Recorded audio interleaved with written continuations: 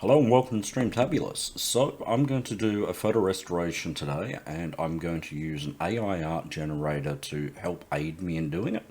And I'm going to take a look at another program called Automatic11, which is an AI art program, and a tool called Roop to help me put the face back onto the render.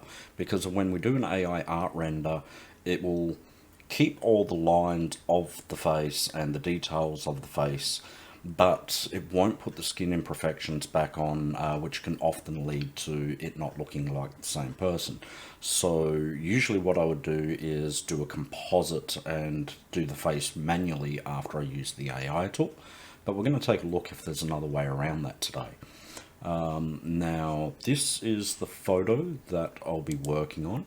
And I'm going to come through and we're also going to clean it up, because working on a cleaned up photo is always important. But before we get on with it, we'll go to the intro and then we'll get on with the show.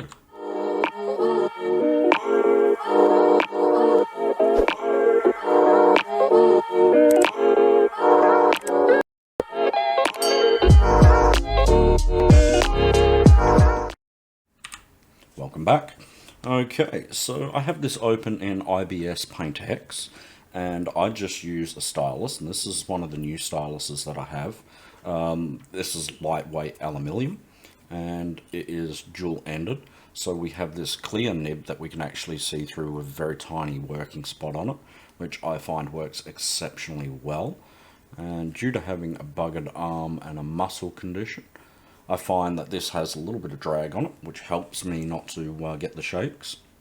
And working on the small phone, there is just the most light amount of motion which is needed to actually do it. So I don't have to do large movements in the wrist, which causes me pain. So a lot of my work I just do right there on the mobile phone, and I find these are an absolutely fantastic tool. I have a couple of these. I have a small rubber nibbed one, which has great grip on it. I have a more expensive one, which although it's really good, it is also extraordinarily heavy in comparison to this version here. So I have a tendency to use the cheaper one over top of the more expensive one. And I get asked about that all the time. A lot of people think I'm using something like a Samsung Note, which has a special stylus with it, or an iPhone with a special stylus. That is not the case. I am just using an old 2016 phone and just a cheap stylus.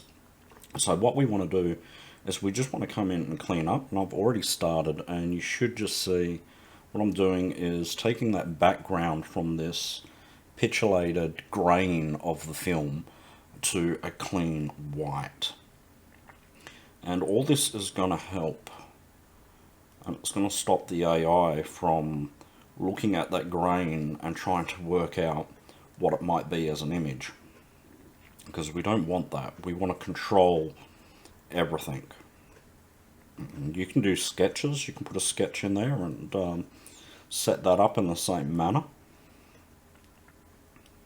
So we're just going to come through and we're going to clean that up, and then we'll move on to the next portion. Now, I've already come through and done some work on this as well, where these bits here were pretty much missing and invisible. So what I did is I copied this one here and I pasted that over top of the other ones to bring back that detail, because I don't want to lose the detail when I'm actually doing this. It looks like there is a table there in front. We can probably give that a solid tone. We'll get to that in a moment.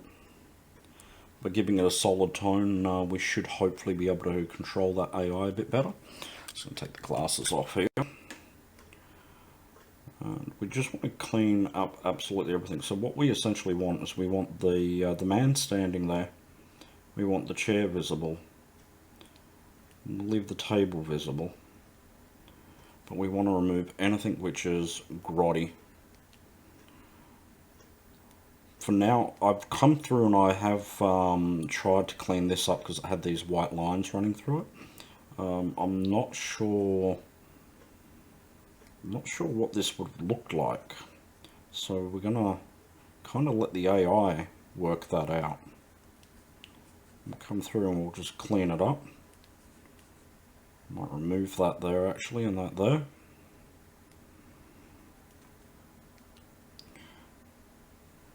We have to sort of have some sort of vision of what this must have looked like once upon a time to help the AI not get confused between the different grey tones when it's working on the image.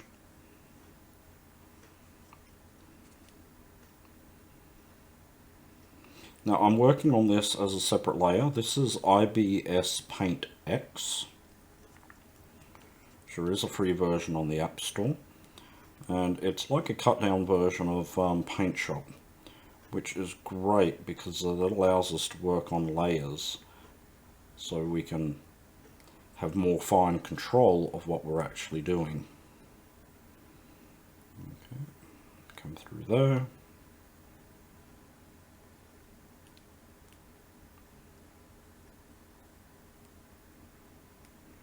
This is what's great about the little clear nib. Although you can't see it, I can see through this and I can see the ring of the tool that I'm actually working on. And I find that to be really, really great.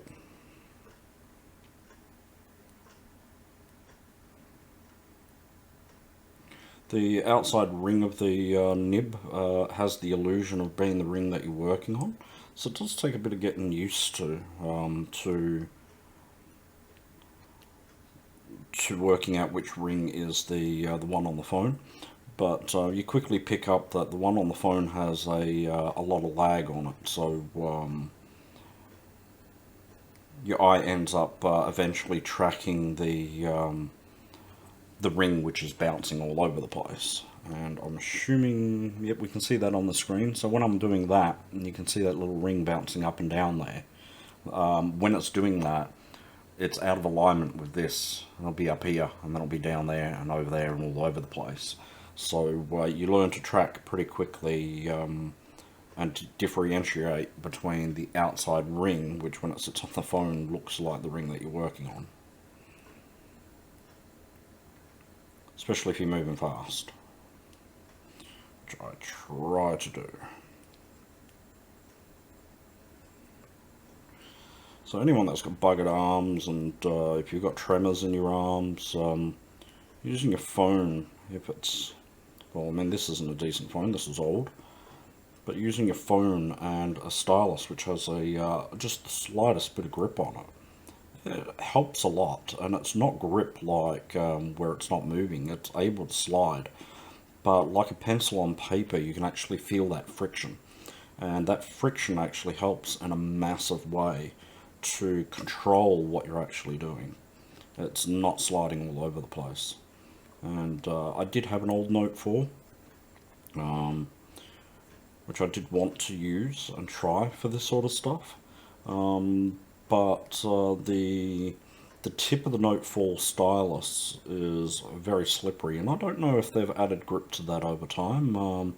I mean, if you've got an iPhone and it has a stylus, or an iOS device with a stylus, or a Samsung device with a stylus, comment below and let me know if the nib, the tip of it, is slippery and slides all over the place, or if they've added grip to it. Because it's not something a lot of people think of, but when you use textures or pencils on paper, there's grip, and that grip helps give a lot of control. You can see that there, we've just cleaned everything up, and that's going to allow the AI to focus a lot better. And it's the same coming through here. We want to do that with this as well. Bring that white all the way up so it's no longer translucent. Oh. Hit the back shortcut there. Problem with working on a small device is sometimes you do tap with the side of your palm. There you go.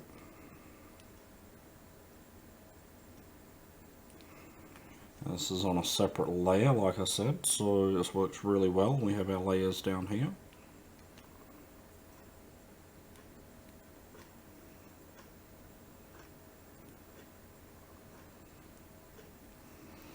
We just spend a couple of minutes cleaning this up.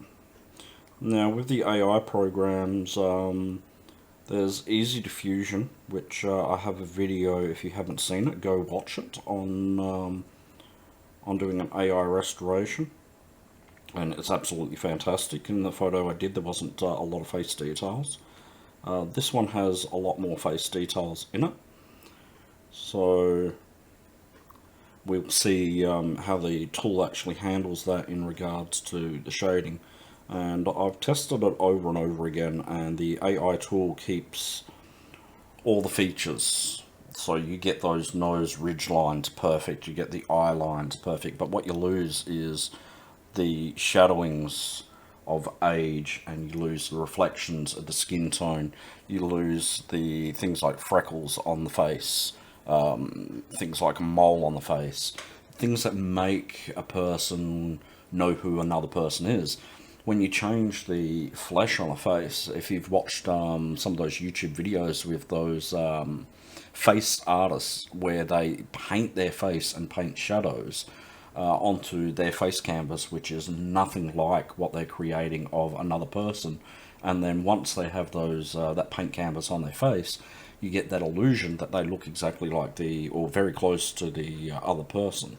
And that is the problem that we find with the AI. You lose those details, and that's one of the other things it's not just AI.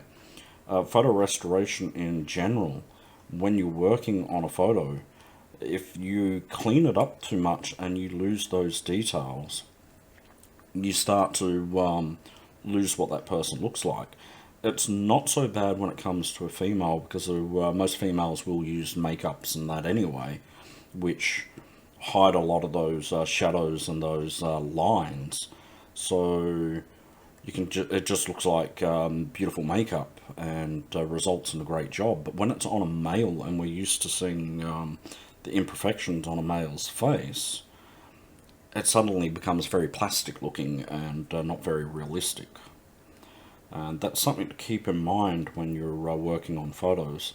And of course, I mean, it comes down to art. I mean, I've definitely done people and cleaned up the skin and felt personally that it looks far, far better. But the person on the other end is like, oh, that ain't me. And you're like, oh, okay, I get that. And, sometimes if the photo's really bad, they don't understand that sometimes it's impossible to fix the photo because of the film grain, the distance the photo is shot at. You lose all those details, and without details, you don't know what the person actually looked like. It's the fine things that matter a lot. Okay, let me come through. Whoop.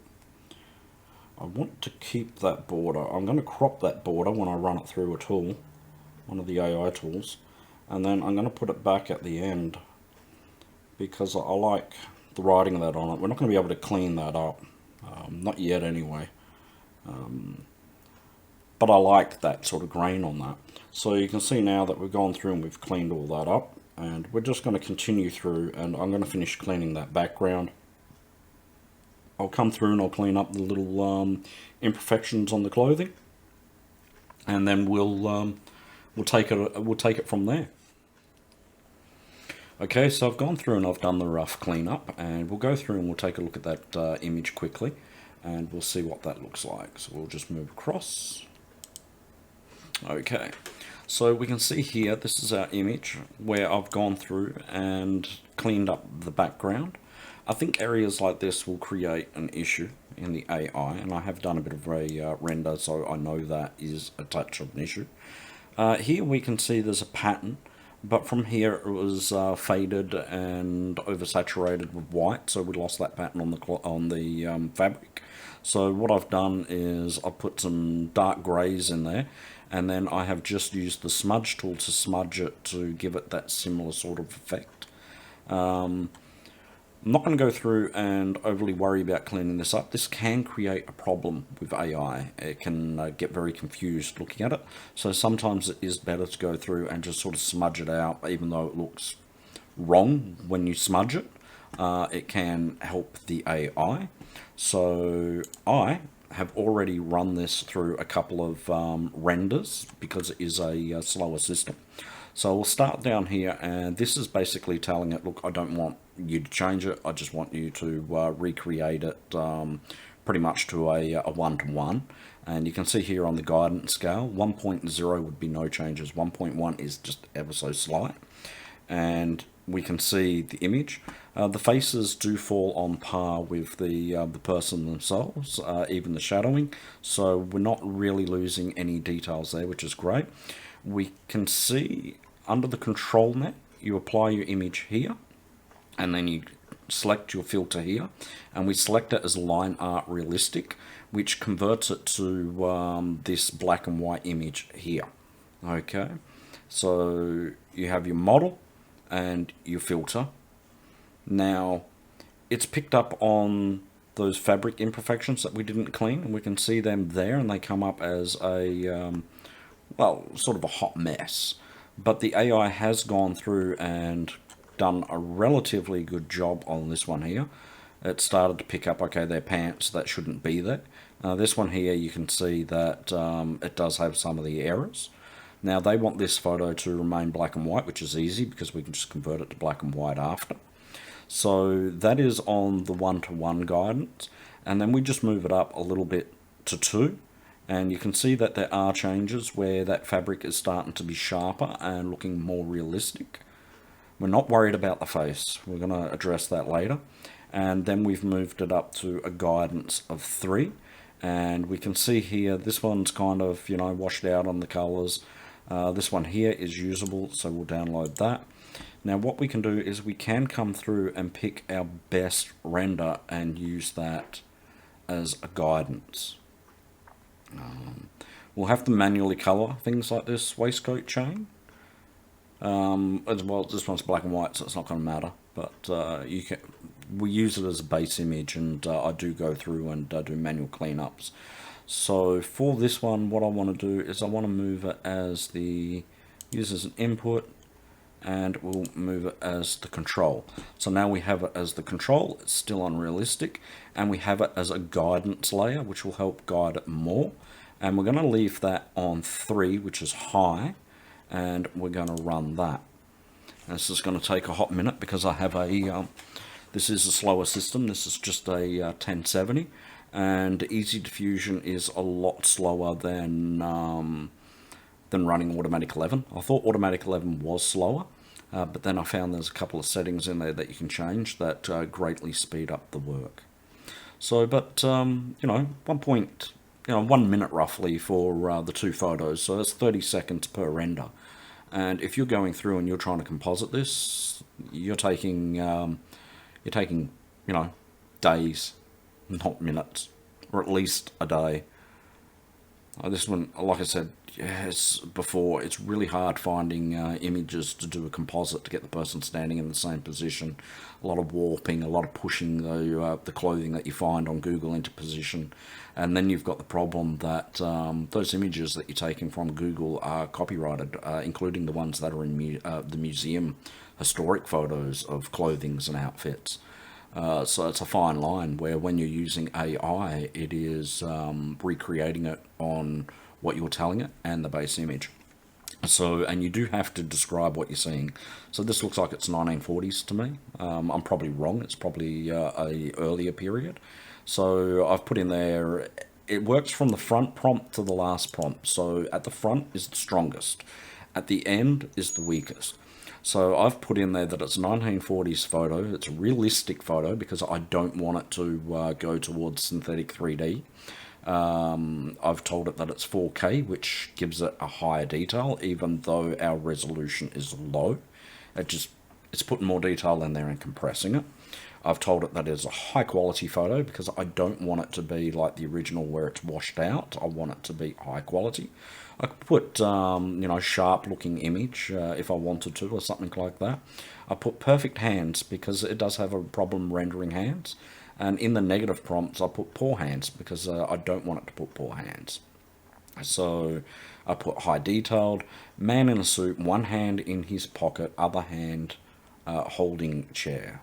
and I have spelt holding wrong, but I won't change that since it seems to be rendering perfectly fine. That's the problem with neurological dyslexia, spelling writing issues. And I put table on his right to just try to explain that a little bit more. So we do our renders, we work our way up. Down here I've told it to do 2 images at a time. I've downloaded a model called Realistic Vision from the Civit AI website. So I've talked about that on setting up easy diffusion. If you go back and look at that video, you'll see that website and the models there. And of course I have applied the control, which tells me this is the image that I want to create. I want to make it look like this. I have lowered the image size. The lower the image size, the faster it is on a slower system. It's simple as that. I can upscale it later, which I will do.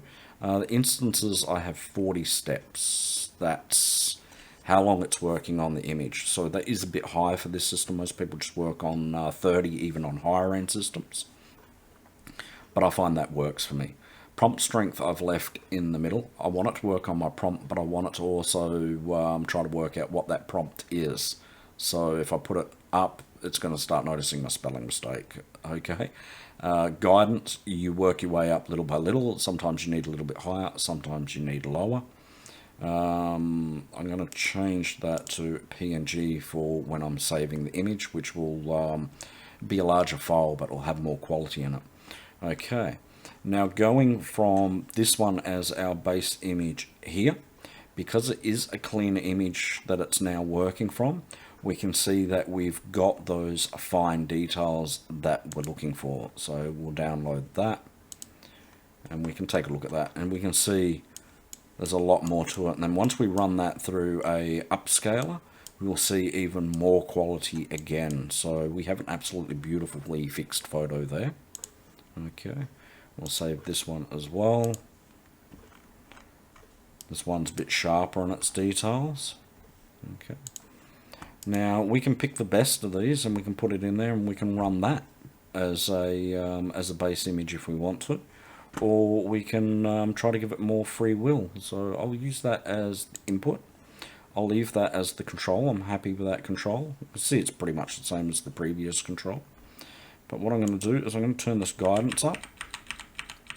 I'm going to go in a big jump and we'll see what this does. When you get too high, it will take complete free liberty and change the photo completely, which is one of the other reasons why we have the control there, to try to pull it back. But there is a point where it will start ignoring the prompts. So we'll let this run for a moment and we'll jump forward to where it's finished.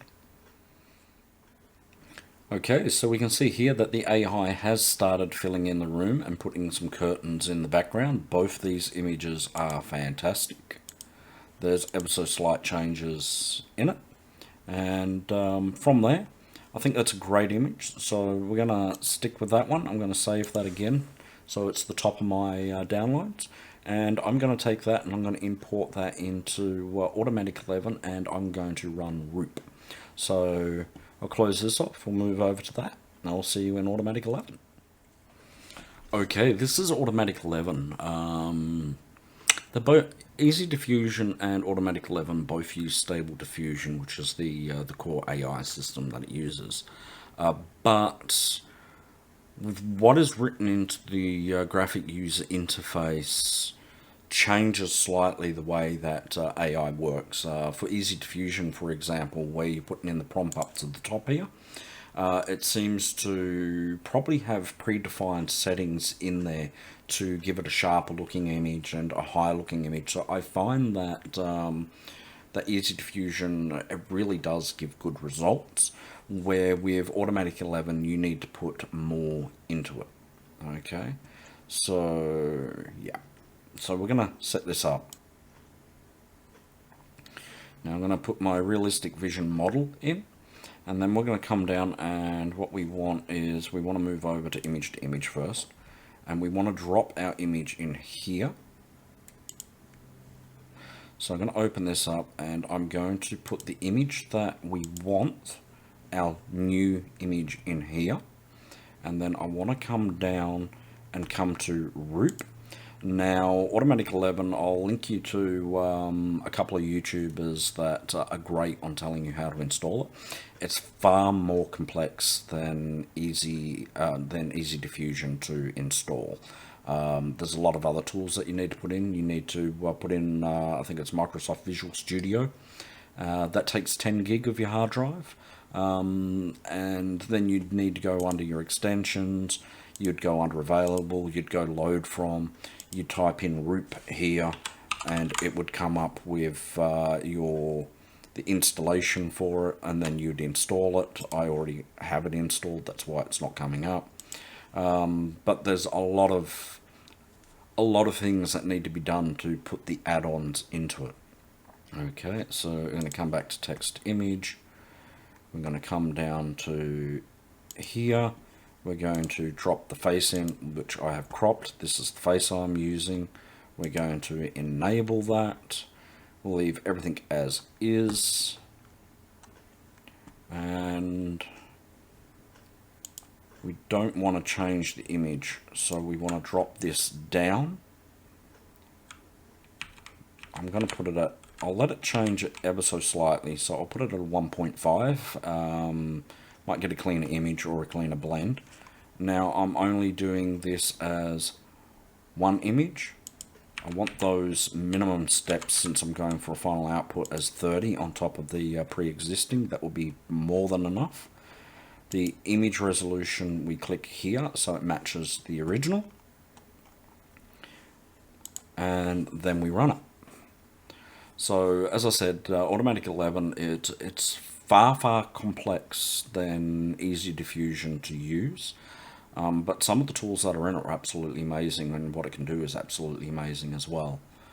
So there's a lot more add-ons. Being open source, there's a lot of people that are constantly adding on to the user interface that links with Stable Diffusion, and we're seeing Roop, for example, creates a 3D model on the two-dimensional image that you're putting in, so it can move it and align it and then replace that. So it's like creating a LoRa. If you've looked at my LoRa video on how to create a LoRa, it's similar to that. In some instances it can be a little bit better, in other instances it can be a lot worse. It depends what you're actually using it for, and to put it with a LoRa, it's creating a model with the height, dimension, width, and the details. With Roop, it's stretching it when it's applying it to match the image that it's putting on. So, say Mr. Bean's face on, so Rowan Atkinson, putting him onto Jim Carrey. Jim Carrey has a long face. It just looks like a new person. It doesn't look like Mr. Bean. But if the face is got a lot of those same dimensions when you put it on, then you end up with someone that actually looks like Mr. Bean on a different body. So, like the Star Wars one, some of those, it's just bang on. And this takes a hot minute. If you've got a RTX graphics card, a 3060, this runs a lot faster. It's just this streaming rig is an older system, and I do not have the money to upgrade it, being on the pension. So I just put up with those times. But it does show that if you've got something like a 970 graphics card, or a 1060 graphics card, a 1070 like this one, that you can use these tools, and it's a little bit longer on the wait time. But for how long it will take you to do it manually, it'll take you a lot longer to do those blendings. So it's often worth that little wait. So I'll cut, and we'll come back to once this is finished. Okay, so it's finished its render. Of course, it also took a little bit longer because I have it higher for those changes. And we can see the original face here, and we can see here that we have the same face on it. The AI has added some realistic, a little bit of stubble and skin on it. In this case, it actually works rather well. So we can see that that is pretty much the same person. We should be able to overlay those images and actually test that. So I'm going to save that image. Put that in there. And there is another way to do this. We can double handle it. So we can swap it in the base image before it does the render. Because if it changes the face too much, we can lose details. So doing it this way can work. Forgive the cat in the background. So we'll run this again. And this time it's going to swap that face at the beginning, not at the end. It's actually doing both. It's swapping it at the beginning and it's swapping it at the end. And I find that actually works really well because we end up with that, that double little bit of handling. So again, we come down, there's our face, and there it is again. And we have absolutely beautiful 1-to-1. It's fantastic. It's a lot better than the previous one. We'll save that and put that across. And that's Roop, and that is just an easy way to put a face back onto an image without doing a lot of compositing. And for me, you know, when I'm doing any work, I am left in pain afterwards in this arm. You know, shoulder movement's fine. It's just because it is from here down, and the rotation, I mean, that is my limit of the rotation. I can't do that with a hand. It's just that. And doing that, it shifts down here, locks out, traps nerves, repetitive, it gets rather painful. So tools like this, it saves me a lot of work. And as you can see, the images are absolutely fantastic, and it gives the ability to restore images faster and a lot better than the skills that a lot of people have out there. I hate to say it. And you know, those people that have the higher skills that are doing it manually are taking a longer amount of time, and they often want to charge money for it, and I'm trying to do it free. I am doing it free, I should say, and I'm trying to teach people that you can do it and you can help others and pass on those skills so more people can actually get helped. And I think these tools are absolutely fantastic. I'm looking forward to the evolution of these tools. And I'll go back in and we'll put this onto the final image, and I will post it up on the group, and you'll see it there. So yeah, there we go. And of course we're in October, so month of Halloween. Happy Halloween to those that celebrate it. I'm in Australia. I've been in this house for 7 years, and this is the first Halloween house that I've been in, meaning this street actually do Halloween, and kids walk by and do the trick-or-treating. Most places don't do it, but I hear that's similar in America now. So if you do Halloween, happy Halloween. I hope you like my decorations. And of course, don't forget to like, subscribe, and get the bell on. Like the video, it helps push the videos to other people, which means it's eventually going to end up helping others to do this type of work, which is something that I'm pushing to. Comment below if you like the video. That will help the algorithm to be suggested to more people, which would be greatly appreciated. And of course, you know, get on and join the Facebook group, and if you want to help others, get into there. You might have some images to post up. I may pick one to do a video like this to teach others. I do have limited time, so I am fussy on what I pick.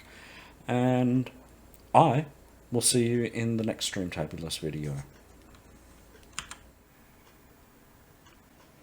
Thank you for watching my video and sticking around to the end. If you like my videos, it'd really help me out if you could like and subscribe. It helps the YouTube algorithm to push my videos out there to more viewers, which in turn helps me and helps everyone. So thank you for watching my video and hanging around to the end, and I will see you in the next video.